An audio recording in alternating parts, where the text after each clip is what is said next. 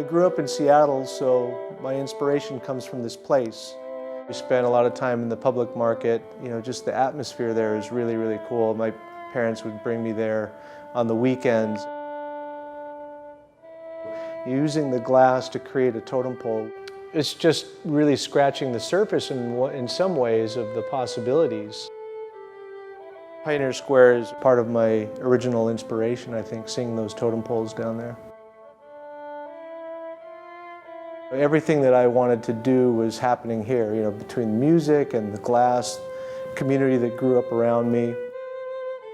I can't imagine not living here. The connection that I have here in the city with the glass community, it's really exciting to be able to realize this piece.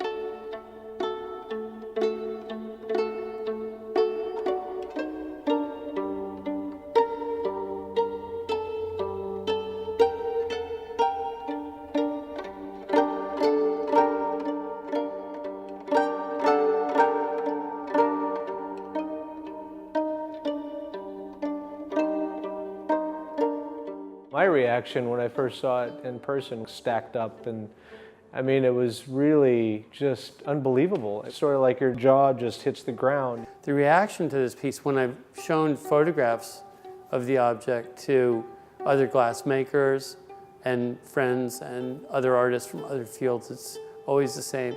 Everybody just says, "No way.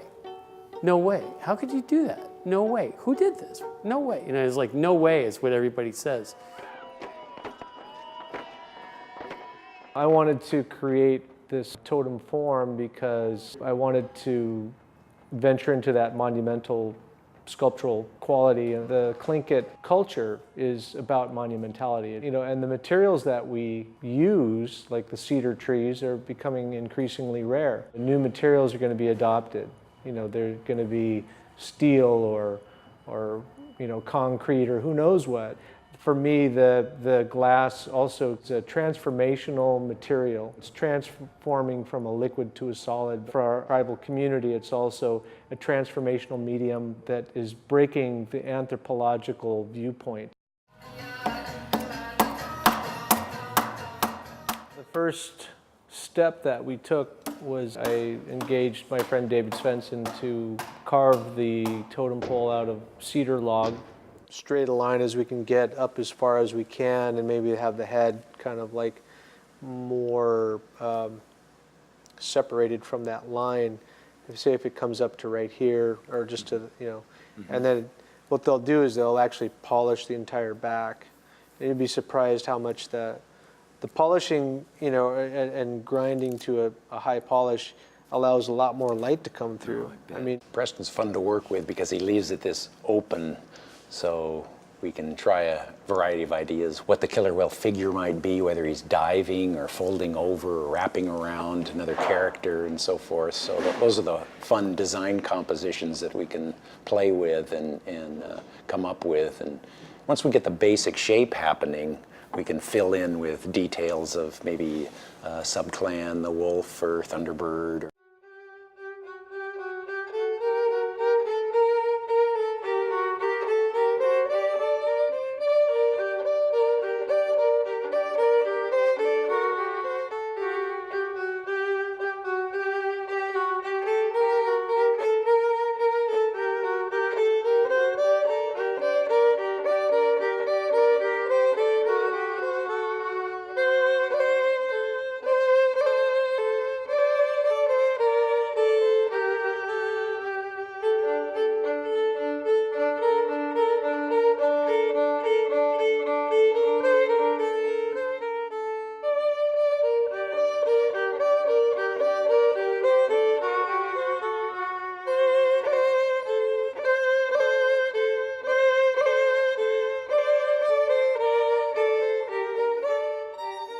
My opportunity of going north to Alaska, I saw this ability to work with your hands, which was absolutely incredible, and how, Tlingit people made these objects that are usually utilitarian, but so artful and so beautiful. And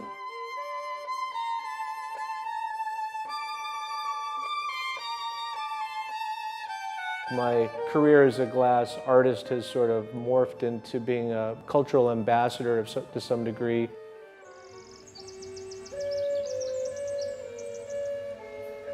We thought about doing this little exhibition.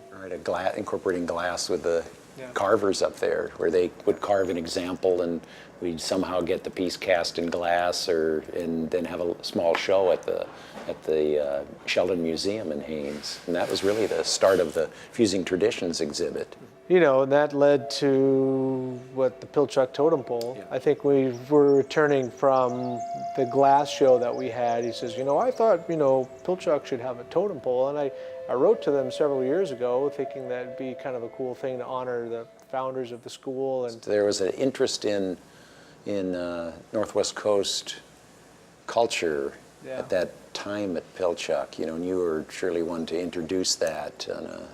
Well, I tell you, it was like an epiphany for me. Like when I was I realized that my career was really coming up, and I thought, this would be an amazing thing to have happen up on the campus, a place where it was, I kind of discovered myself and as an artist and what have you, and then to have David come up there, we went up there and co-taught a class surrounding the totem pole carving, so the students were helping us with details and glass casting and all of this, and there's backlit with neon. Yeah, and then we did brought the northern lights into the piece, the neon, multicolored neon tubes, and it was just really, really cool. I mean, for me, it was like all the planets were aligned, and it just all for many people. Joe David was there, and he was running sweat lodges, and we were going through a lot of people just went through these amazing kind of transformations.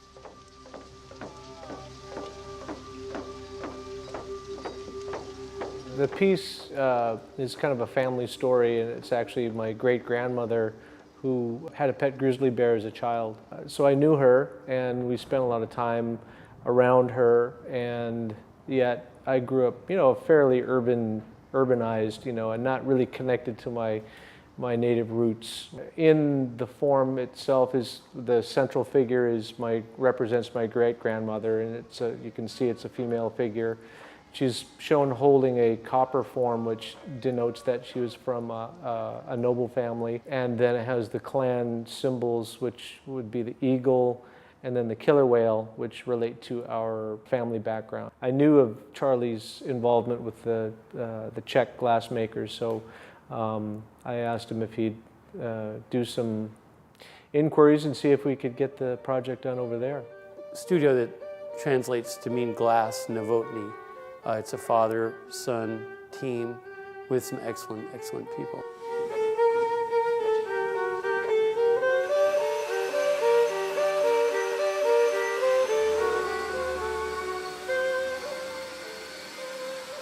These are basically extruded rods of glass that come out of a special furnace. Once the color was decided by Preston and his client, then we had to make sure that there was enough of this material to fill the mold.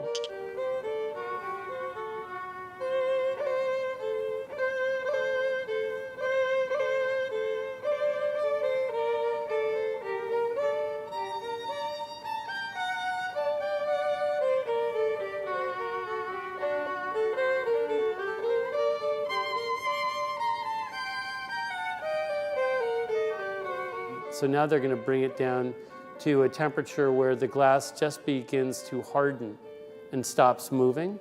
And that begins this long, long cycle down to room temperature, which will take 10 weeks. 5 people will start to extricate the forms from the 2 kilns that they're being melted in.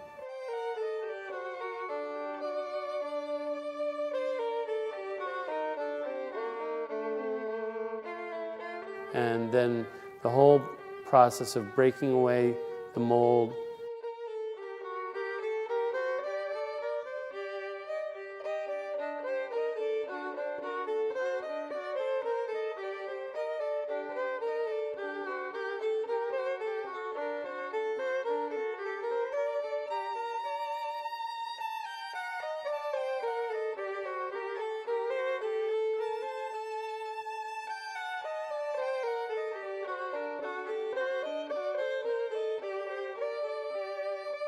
and pressure washing the objects.